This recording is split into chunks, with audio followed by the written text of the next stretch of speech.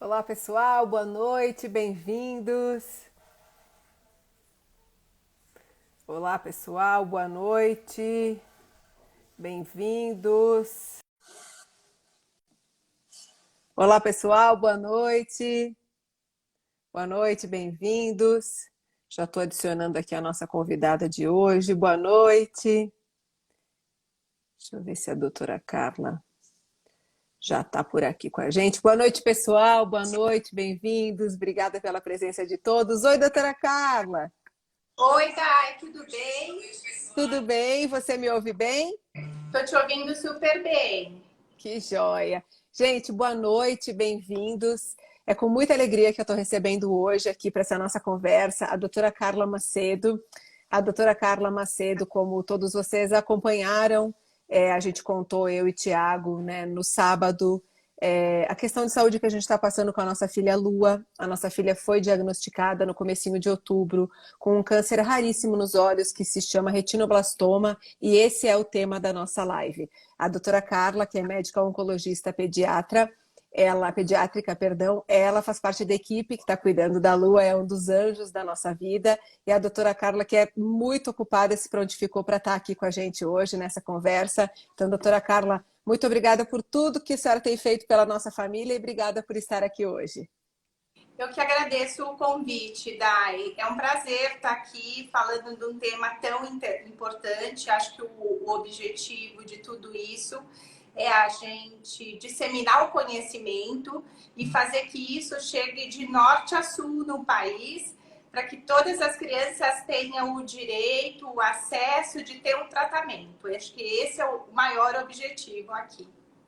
Exatamente. A nossa ideia com essa live de hoje é falar um pouquinho de tudo que a gente puder sobre o retinoblastoma. Então, o que ele quais são os sinais para os pais ficarem atentos, como é o tratamento. A gente vai responder ao longo da live perguntas que vocês já foram mandando no post também para a doutora Carla. Doutora Carla, então, para a gente começar, eu queria só dizer que tem muitas pessoas escrevendo aqui nos comentários gratidão ao trabalho do GRAAC e ao seu trabalho, do Dr. Luiz, porque o retinoblastoma, a gente vai conversar daqui a pouquinho, uma doença que precisa de um tratamento com vários profissionais, e a gente vai conversar já sobre isso. A doutora Carla, ela é oncologista pediátrica do Hospital Samaritano de Higienópolis, do Grupo Américas Oncologia, e oncologista do GRAAC. Então, parte do tratamento da Lua a gente faz no Samaritano, parte no GRAAC. Quero já agradecer também a toda a equipe dos dois hospitais. Doutora Carla, para a gente começar, mais importante, vamos explicar para todo mundo que está acompanhando a gente o que é o retinoblastoma.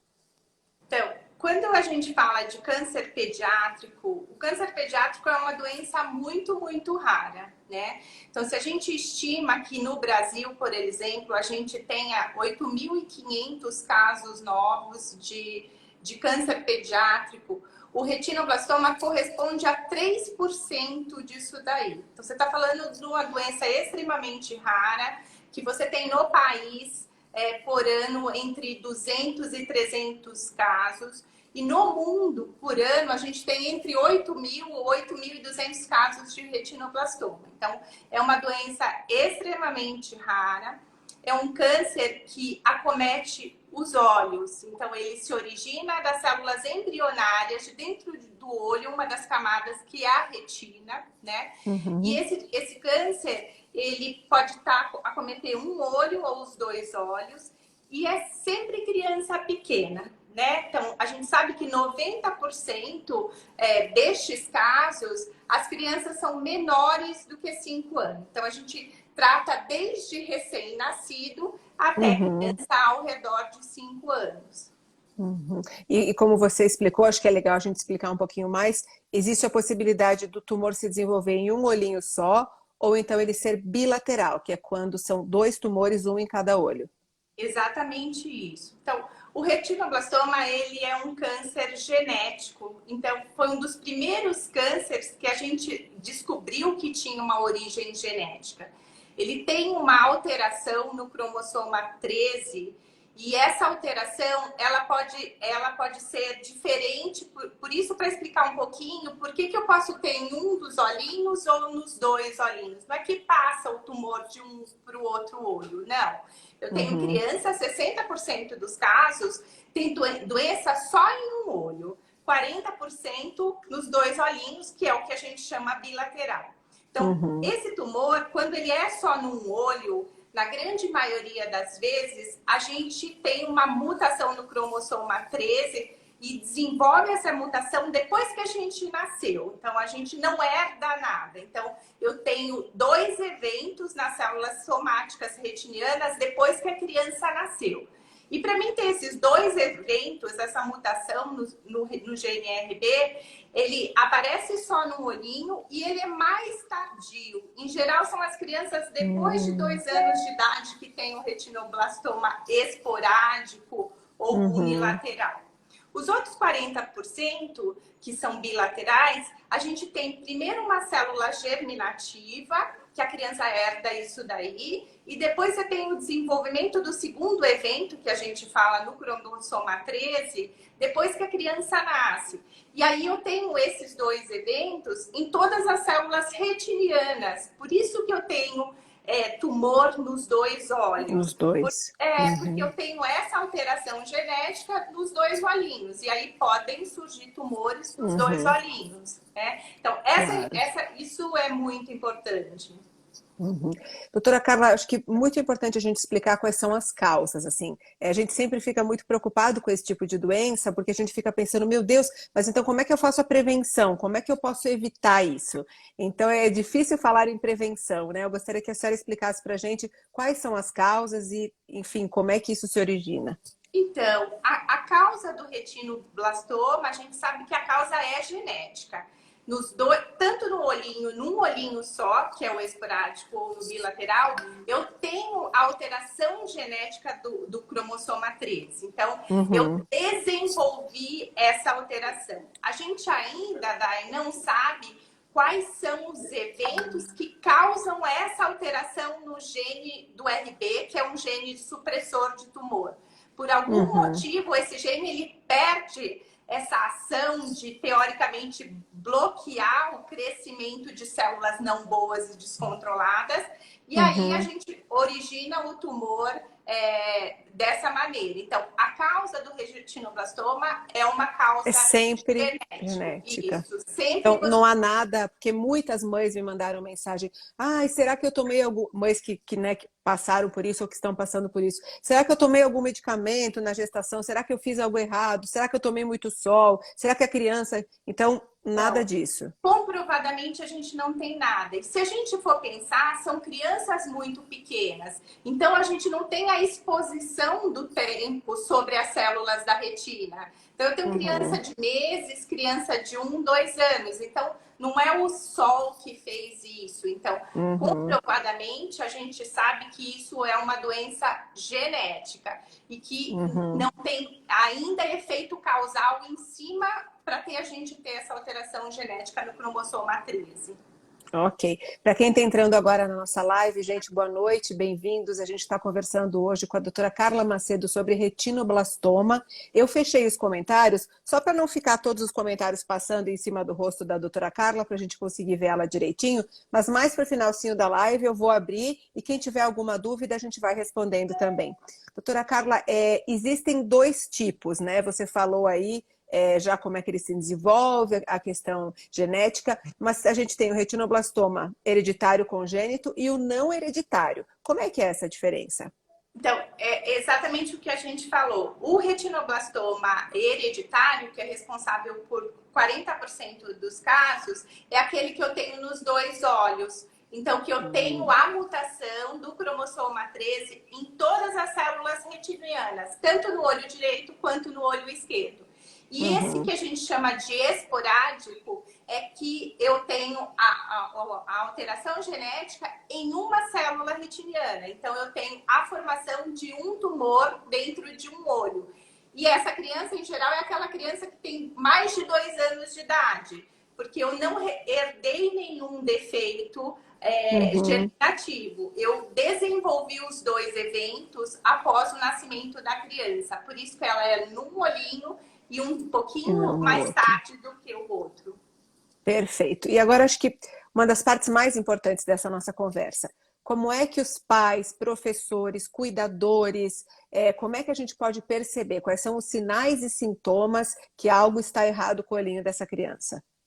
Então, 60 até 80% dos casos de retinoblastoma, eles são diagnosticados com aquele reflexo pupilar branco, que a gente chama de leucocoria, mas que é muito fácil de entender como reflexo do olho do gato. Então, através da pupila, quando eu dilato, ao invés de eu enxergar o reflexo vermelho normal, né, o reflexo normal do olho, eu vou enxergar um reflexo esbranquiçado. Então, na grande, quase às vezes 80% dos casos, o que eu vou enxergar é o reflexo branco. Então, tem um reflexo branco, me chama atenção.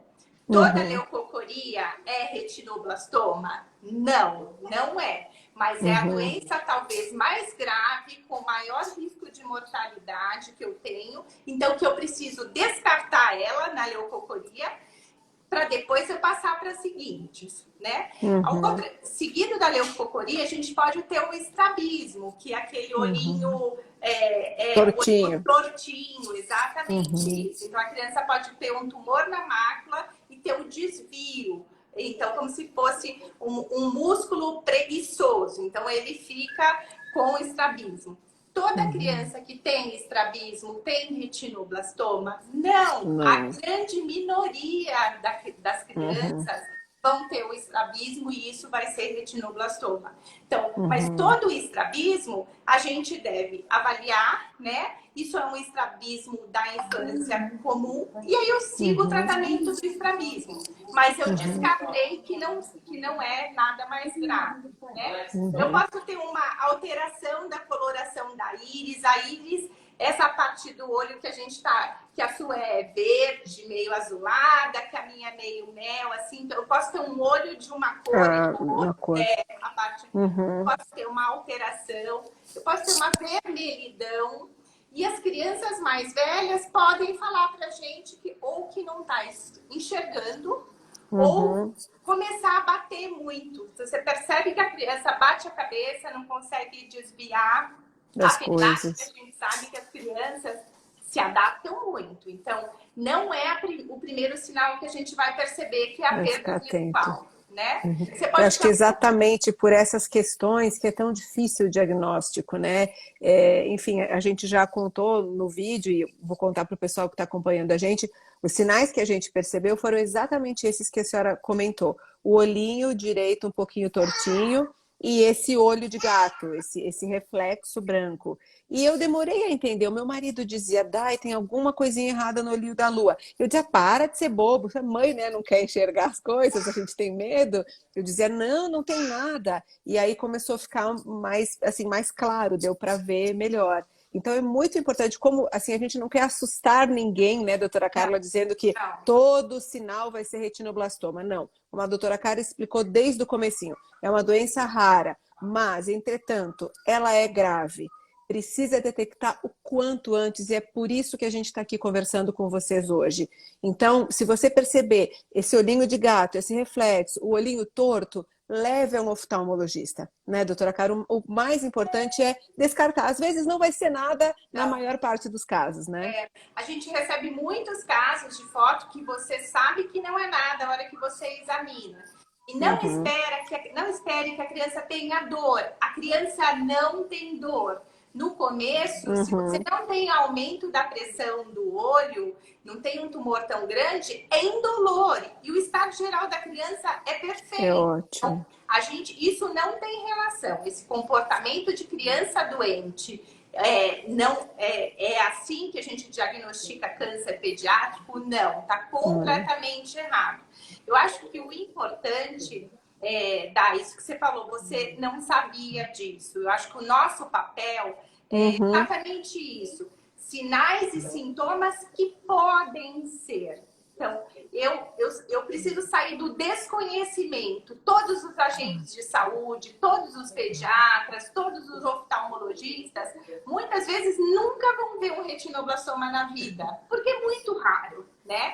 Mas se uma vez eu tô lá na frente de um pronto-socorro, ou eu tô no meu consultório, ou eu sou agente de saúde, tô lá no Amazonas e falei assim, gente, tem alguma coisa errada. Eu já vi isso em algum lugar. Isso liga o alerta. Então, informação, eu acho que é a melhor coisa que pode existir. E eu acho que é exatamente isso que a gente está fazendo aqui. A gente quer um caminhão de formação para esse Brasil afora.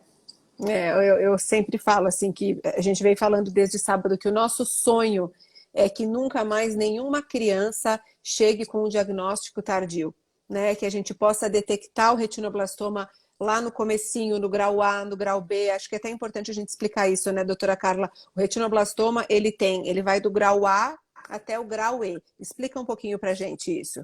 Na verdade, só para a gente entender, isso é uma classificação que o oftalmologista que fala isso para a gente, a hora que ele dilata sob anestesia no fundo de olho, ele vai olhar o quê? Ele vai olhar o tamanho do tumor, a localização desse tumor, né? Se a gente tem alguma semente que a gente fala vítreas soltas na gelatina do olho, a partir daí ele vai classificar do menor tumor, que é o A, até o maior tumor, que é o E. E isso que me ajuda? Isso tem prognóstico visual, e isso muda a minha estratégia terapêutica. Então, para o grupo E, muitas vezes eu preciso tratar mais do que uma criança que tem grupo A, né? Então, é esse o papel, essa classificação. Ela norteia para a gente o tratamento. Perfeito. E quais são os exames que são feitos, doutora Carla, para ter o diagnóstico do retinoblastoma? Tá, então a primeira coisa, assim, em geral, quando eu tiro uma foto com flash, pode aparecer. Então, tem uma leucocoria, eu vou descartar ou vou pensar em alguma patologia. Então, o primeiro exame que a gente faz é um fundo de olho. Então, eu dilato essa pupila e eu preciso examinar o fundo de olho. Esse é o primeiro ponto. Quando eu suspeito, mesmo fez esse exame no consultório, eu suspeito, eu vou encaminhar para um hospital de referência, né, para isso. E aí, esse fundo de olho, ele é feito sob anestesia, a criança é anestesiada, porque aí a gente vai examinar 360 graus o olhinho todo e os dois olhinhos sem. Então, diagnostiquei retinoblastoma, é um tumor que eu não faço biópsia. Eu tenho características clínicas marcantes do retinoblastoma, um tumor esbranquiçado, calcificado, que pode ter descolamento de retina e que não tem outra doença. Às vezes você tem um diagnóstico diferencial, mas na grande maioria das vezes eu faço isso e uma ressonância de crânio e órbita. E eu fecho o diagnóstico. Eu não preciso pôr uma agulha igual nos outros tumores para ter o anátomo patológico, né? Porque você não quer abrir o olhinho, então não se já faz... é, né, tão delicado, tão pequenininho. Não se faz biópsia para fazer diagnóstico de retinoblastoma. Então, eu faço um fundo de olho e faço uma ressonância de crânio e órbita. Aí eu fiz o diagnóstico de retinoblastoma. Perfeito. E uma vez diagnosticado, começa o tratamento. Conta pra gente como é que é o tratamento. Eu já sei, né, depois de tantas conversas, que para cada caso vai ser diferente, cada criança, conforme o tipo de tumor, a localização, o momento em que ele foi descoberto, vai ter um protocolo diferente, mas em geral, como é o tratamento? Então, a gente tem que pensar que o tratamento é sempre multidisciplinar.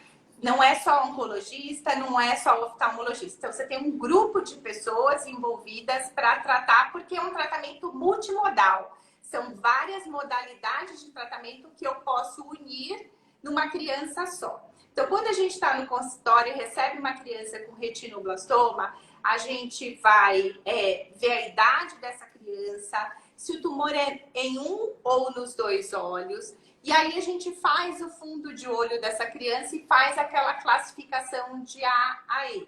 Baseado nisso daí, senta o Dr. Luiz e a doutora Carla e fala qual é o melhor tratamento para o olho, se é bilateral, para o olho direito e para o olho esquerdo, ou só para um olhinho. Então, na verdade, você não tem uma receita de bolo. Você faz uma estratégia de tratamento baseada naquele doente que você tem. Aí a gente pode o quê? Usar quimioterapia na veia, que chama quimioterapia sistêmica, né? A gente tem 3 drogas clássicas que a gente usa para esse tratamento: carboplatina, etoposide e vincristina. Junto com o tratamento da quimiosistêmica, eu sempre faço um tratamento local junto, que é o laser ou o crio, que aí o oftalmologista que faz, né? E eu potencializo o tratamento da minha quimio com esse tratamento local. Eu posso utilizar a quimioterapia intraarterial, que para os casos, quando a criança tem mais de 3 meses, quando a criança tem mais de 7, 8 quilos, eu consigo. Em crianças muito pequenas, eu não consigo. É tão fininha a artéria que não passa o catéter, né? E anatomicamente esse olho não está formado ainda. Então, a quimioterapia intraarterial, a gente nada mais é do que cateterizar a artéria aqui da virilha e jogar o remédio, levar o remédio até a artéria oftálmica aqui em cima. E aí você tem uma alta concentração do remédio dentro do olho e uma chance maior de tratar os tumores mais avançados. E aí eu uso menos efeitos colaterais porque ela é mais localizada, né? Eu também posso usar uma outra maneira de quimioterapia, que é a quimioterapia no vítreo. O vítreo é a gelatina do olho, então às vezes eu tenho células que saem da retina e estão no vítreo, e eu consigo dar uma concentração. É um lugar chato de tratar o vítreo, porque ele é pouco vascularizado. Então, às vezes eu uso a quimioterapia diretamente no local para ter uma concentração. Então, por exemplo, eu posso usar a quimio intraarterial e intravítrea junto. Para uma criança e para outra não, né? Eu posso utilizar a bracterapia, que nada mais é uma placa de braque na esclera, que a gente fixa, que pode ser tanto de rutênio quanto de iodo, que são as mais utilizadas, para tumores que têm uma altura, temos 8 milímetros, uma doença localizada e não disseminada. Então, tem algumas vezes que eu uso no tratamento primário ou que eu posso associar com outro tratamento. A radioterapia externa, a gente não usa para o tratamento do retinoblastoma intraocular, né? Isso foi uma coisa importante. No passado, quando a gente começou o tratamento de retinoblastoma, há mais de 20 anos atrás, era uma das modalidades terapêuticas que a gente usava, que eu não tinha intraarterial, né? Então, a gente fazia laser, quimiosistêmica, fazia mais um pouco de laser e, de repente, o vítreo não conseguia resolver, né? Então, muitas vezes a gente fez radioterapia em crianças pequenas, mas radioterapia externa em criança pequena, em criança com doença germinativa, não é bom. Você tem deformidade, você tem o risco de segundas neoplasias. Então, praticamente, nos centros de referências do Brasil e do mundo todo, a gente não usa radioterapia externa para o retinoblastoma intraocular. Então, eu tendo todas essas ferramentas, né, eu monto esse tratamento. Quando o tumor é muito avançado ou tem alteração da anatomia do olho, e se eu não tenho nem um pouquinho de retina normal, o tratamento curativo é a enucleação, que é a remoção do globo ocular. Então, eu vou avaliar o doente como um todo, se a doença é em um dos 2 olhinhos, e aí a gente pensa qual é a melhor estratégia terapêutica. O que eu preciso sempre lembrar, tá, é que o retinoblastoma é uma doença extremamente curável. Mais de 95%, 98%, às vezes estatísticas, por cento do retinoblastoma intraocular. Então, esse tumor estando dentro do olho, a parte branca do olho, que a esclera até nos protege disso não sair, eu tenho essa chance de curar. Então, eu preciso pensar que eu não posso nunca perder isso do meu foco. É uma doença curável. Se eu tenho condições de manter o globo ocular e tenho retina bastante boa, eu vou curar e manter o olhinho, né? Mas se é uma criança que chega já com tumor muito avançado, e eu tenho condição nenhuma, ou eu vejo que essa doença já está saindo, a enucleação é uma maneira curativa do Uhum. retinoblastoma também. Sim. Então, quando Porque você fala assim como em muitos outros casos de câncer, a gente sempre ouve falar a palavra metástase, né? Que é quando o câncer acaba saindo do órgão que ele se originou e espalha pelo corpo. E nesses casos sempre costuma ser mais grave. Nesse sentido do retinoblastoma, né? Isso que você está querendo explicar, né, doutora Carla? Que se esse tumor sair do olhinho, o eu tenho que risco é tratar muito maior. o risco é muito maior, aí eu tenho que ser muito mais agressiva no tratamento. É um tratamento Uhum, completamente diferente. Então, a gente uhum, não pode perder. Mas, assim, o que a gente tem que pensar é que quando eu faço um planejamento, eu preciso ter todas essas armas, essas maneiras de tratar. E aí, claro. eu vou associando essas modalidades o que a criança precisa, dependendo da resposta que ela Uhum. É. E é por isso que a gente está falando para vocês desde o começo da live da importância do diagnóstico precoce. Porque quanto mais tarde essa família descobrir o tumor, às vezes ele já cresceu tanto que ele já saiu do olhinho, como a doutora Carla explicou. Então, isso. assim, é muito importante que os pais fiquem atentos aos olhinhos das crianças para que a gente consiga diagnosticar o tumor o mais rápido possível, o menor possível, né? E às vezes, como a gente já explicou, a criança nasce com isso, com poucos meses de vida já aparece. Então, acho que a doutora Carla devia ser assim, devia ser um direito de todos no nosso país que a criança pudesse ir ao oftalmologista. Na sua opinião, o ideal seria o quê? Nos primeiros 6 meses de vida, qual seria uma orientação para os pais? Eu acho o que é sonho de consumo no país, porque isso a gente está falando o país inteiro, né? A Uhum, gente sabe que tem locais que isso já é feito, mas a gente está falando num país que é muito heterogêneo. Assim, a uhum, dimensão e a diferença nesse país é uma coisa enlouquecedora. Então, o que a gente pensa é que cada criança com 1 ano de idade deveria ir pelo menos 2 vezes no oftalmologista, com 6 meses e 1 ano. Depois, no segundo ano de vida, novamente. E a gente está falando que não é só para diagnosticar retinoblastoma, é para a gente diagnosticar doenças oculares pediátricas que fazem com que as crianças fiquem cegas ou que tenham um atraso na escola porque não estão enxergando direito. Então, na sim. verdade, a luta, a hora que você vai pelo retinoblastoma, a gente vai conseguir melhorar a visão dessas Uhum, crianças com certeza, né? é. Então, o desejo de um protocolo assim é que isso seja a nível nacional. Uhum. Então, com 6 meses e com 1 ano. E você veja, né, doutora Carla, a gente mora em São Paulo, a gente aparentemente tinha toda a informação do mundo e mesmo assim a gente não sabia. A gente não Em, levou a Lua no oftalmo antes dela ter 11 meses, né? Então, assim, quanto em mais geral, a a gente gente puder falar para as pessoas sobre isso, melhor, né? Em geral, a gente, como pediatra, até 1 ano de vida, a gente encaminha uma vez, né? A partir com Uhum. 12 meses. Em geral, com 12 meses, a criança vai no Ah, hospital. é. 12 13 meses. Uhum. Aqui, quem faz retino acha que 6 meses é É o importante. Porque, ideal. Uhum. exatamente, 6 meses e 1 ano, porque essas crianças que têm Uhum. retino hereditário vão ser diagnosticadas, né? Uhum. E também é importante dizer, doutora Carla, que o teste de olhinho na maternidade também é muito importante porque ele detecta se a criança já nasceu com retinoblastoma, né? Exatamente isso. E as outras doenças que a gente tem nessa fase Todas. pediátrica, né? Então, Uhum. é exatamente isso. Isso é feito na grande maioria das Uhum. maternidades do Brasil. Isso é feito, isso foi um ganho, na verdade. Junto com o Sim. teste do pezinho, o teste Uhum. do olhinho Do também. olhinho. Perfeito. Doutora Carla, vamos começar a responder as perguntas das pessoas. Você recebeu algumas perguntas pela sua caixinha de perguntas que você gostaria de esclarecer?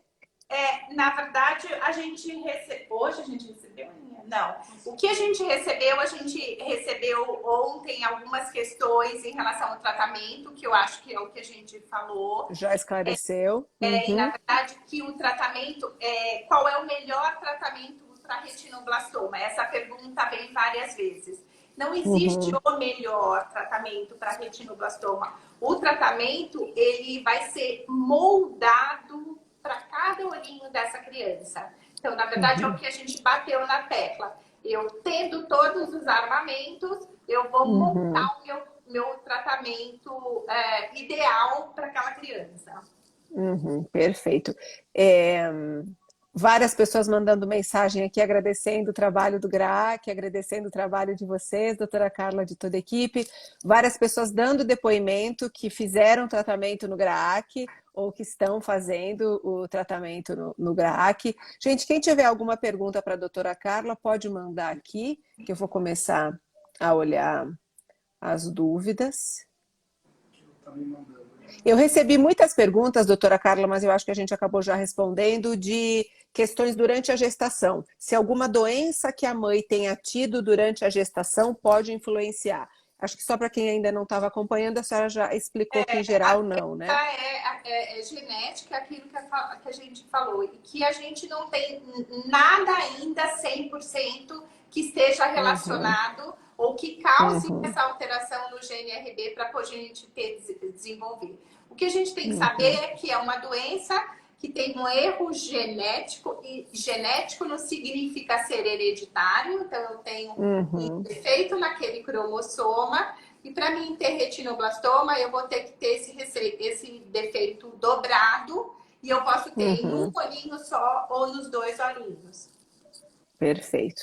Eu recebi algumas perguntas também, doutora Carla, sobre quais são as outras doenças que podem acontecer nos olhinhos das crianças muito pequenas. Então, se a gente for relacionar outras doenças com o retinoblastoma, a gente acaba fazendo um diagnóstico diferencial com aquelas doenças que causam a leucocoria, né, Dalton? Já que 80% dos casos tem leucocoria, então eu tenho várias outras doenças que podem ter o reflexo branco do olho. Então eu posso ter uma catarata, que é uma leucocoria fixa e é um diagnóstico diferencial e que é uma doença comum em criança. Eu posso ter uma uveíte, um processo inflamatório, né, de uma parte do olho, em geral relacionado com infecção. E no nosso meio é muito comum o granuloma da toxocaríase, que é diagnóstico diferencial imediato do retinoblastoma, porque eu enxergo um reflexo branco lá, né? Eu tenho uma doença da prematuridade, então eu tenho crianças que nascem muito pequenininhas, 32 semanas, 1.500 gramas, eu posso ter leucocoria até bilateral, tá? Eu posso ter o coloboma como diagnóstico diferencial. Eu posso ter, nos casos mais avançados, uma celulite, uma vermelhidão do olho. E, na verdade, é infeccioso. Então, a gente acaba essas doenças, uma persistência hiperplásica do vítreo, que também é um diagnóstico diferencial em criança. Então, são doenças que causam leucocoria, né? E aí, uma coisa que me perguntaram, que agora eu lembrei que você falou, se úlcera de córnea em criança pode causar retinoblastoma. Não, a úlcera de córnea, na verdade, muitas vezes é por trauma ou por uma infecção, por herpes, por uma bactéria. É outra coisa completamente diferente.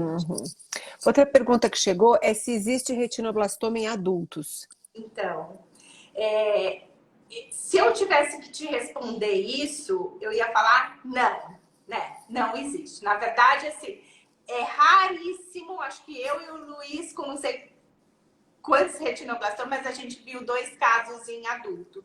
Então, não é uma doença de adulto. A gente acredita que o adulto possa ter um retinocitoma, que seria um tumor benigno, que não, do retinoblastoma, uma lesão pré, e que na idade adulta ele desenvolveu nesse retinocitoma ou retinoblastoma. Então a resposta se eu for pensar em retinoblastoma, isso é doença sempre de criança. Criança pequena. Adulto é a raridade. Perfeito. Doutora Carla, eu queria, antes da gente encerrar a nossa live, eu queria que você contasse para a gente como é que a gente pode contribuir e ajudar com o trabalho que vocês fazem no GRAAC. Para quem não conhece o GRAAC é um hospital que trata de câncer infantil e que depende de doações. O GRAAC atende quase que totalmente pelo SUS, faz um trabalho belíssimo no atendimento de crianças do Brasil todo que não teriam acesso ao tratamento do câncer se não fosse pelo GRAAC. E você pode fazer a sua doação, você pode pode ajudar. Doutora Carla, explica para a gente um pouquinho do trabalho que vocês fazem lá e como é que as pessoas que estão aqui com a gente podem ajudar.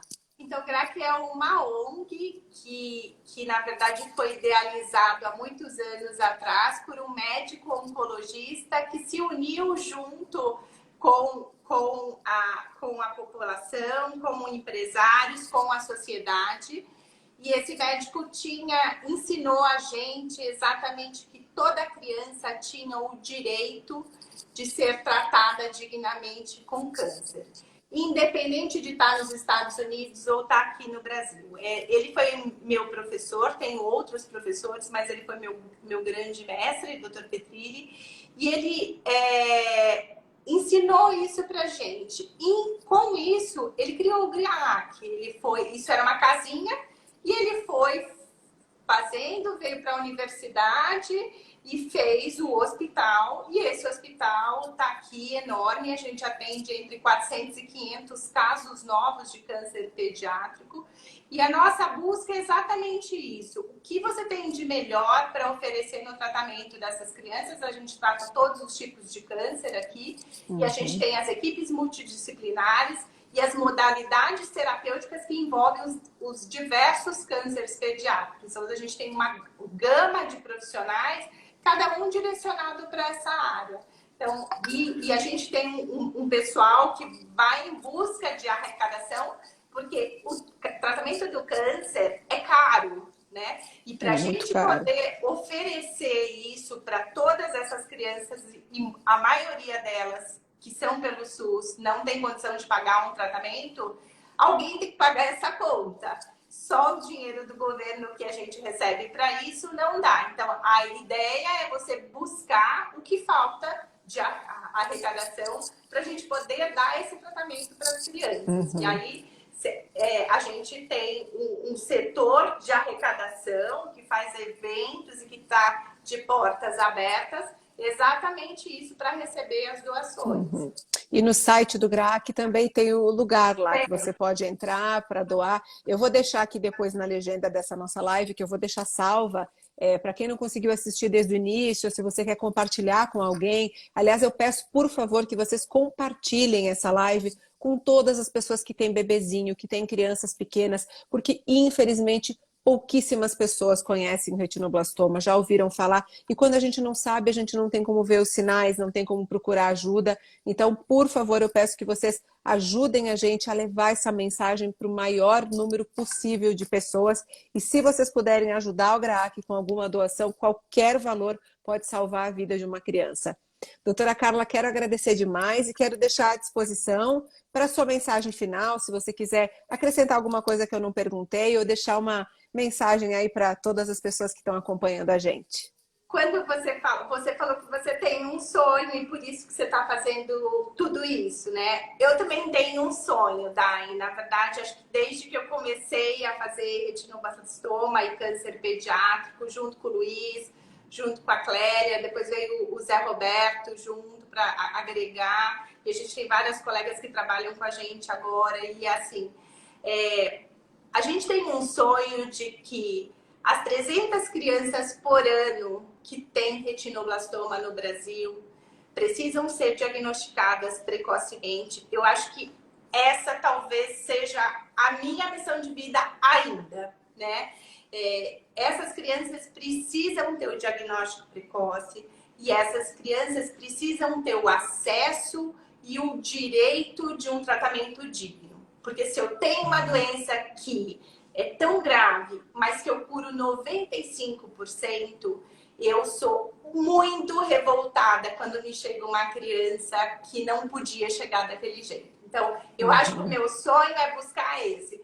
Todo ano, no Brasil inteiro, nos centros de referência, a gente quer ver 300 crianças tratadas, curadas com retinoblastoma. Eu acho que essa é a nossa missão daqui para frente, para sempre. E vai ser, viu, doutora Carla? Conta comigo, porque a gente vai divulgar o máximo possível o retinoblastoma, os sinais. Semana que vem eu já quero fazer mais uma live com o Dr. Luiz. A gente vai fazer mais lives ao longo desse ano. Eu acho que sempre, claro que a gente vai ficar com o foco todo nesse momento no tratamento da Lua, na recuperação da Lua, mas entre um ciclo de quimio e outro, entre um tratamento e outro, eu vou divulgar aqui nas redes sociais, divulgar os materiais que o GRAC já preparou. Então, eu já coloquei no meu site, eu deixei o link no meu perfil. Eu coloquei todo o material que eu peguei lá do site do GRAC, compartilhei também a cartilha. O GRAC fez uma cartilha muito bonita, um material muito completo para tirar todas as dúvidas das pessoas sobre o retinoblastoma. Está ali no meu site, você pode fazer o download dessa cartilha, mandar pelo WhatsApp para todo mundo que você quiser. Então, de novo, se você tem criança pequena, se você tem parentes que têm criança pequena, conhecidos, leve essa informação. Doutora Carla, muito obrigada por estar aqui com a gente, por todo o apoio, enfim, à nossa família e por estar aqui com a gente nessa noite. Daí eu que agradeço a oportunidade da gente estar falando sobre a doença e um beijão para todo mundo que parou para assistir e ouvir a gente. Nossa, muita gente aqui conosco nessa live. Também quero dizer para todos vocês que estão acompanhando que a gente nunca vai ser capaz de agradecer todo o carinho que a gente está recebendo, nem de responder o tanto de mensagens que vocês mandaram. São assim milhares de mensagens no vídeo, por DM, por e-mail, no WhatsApp. Eu não sei quando que eu vou conseguir terminar de responder tudo isso, mas eu quero dizer que a gente está lendo com muito carinho todas as mensagens de vocês, os relatos das pessoas que passaram por retinoblastoma e que hoje estão curadas e que hoje são adultos e tendo uma vida muito bacana, contando, deixando esse relato ali no vídeo, tem relatos muito emocionantes. Então, muito obrigada pelo carinho de todos vocês e a gente se vê em breve novamente para mais lives falando sobre esse assunto. E a Dona Lua não está participando dessa live porque ela está com o papai lá embaixo, que está tentando fazer ela dormir. Mas pelo que eu estou ouvindo, ele ainda não conseguiu. Então, eu vou lá ver se eu coloco ela para dormir. Gente, obrigada, doutora Carla. Um beijo enorme. Beijo. Obrigada por tudo. Beijo. Tchau, Tchau, gente. tchau, Boa tchau, noite. tchau.